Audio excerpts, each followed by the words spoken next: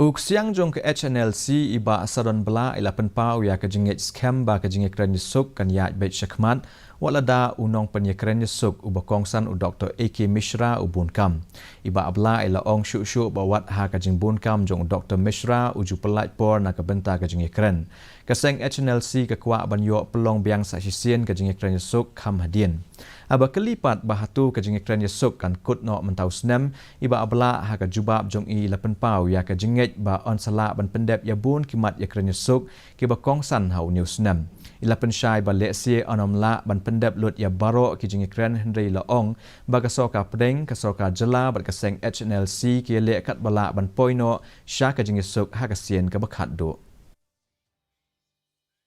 It will happen any time because right now because the particular person who is very much involved in the peace talk, namely Dr.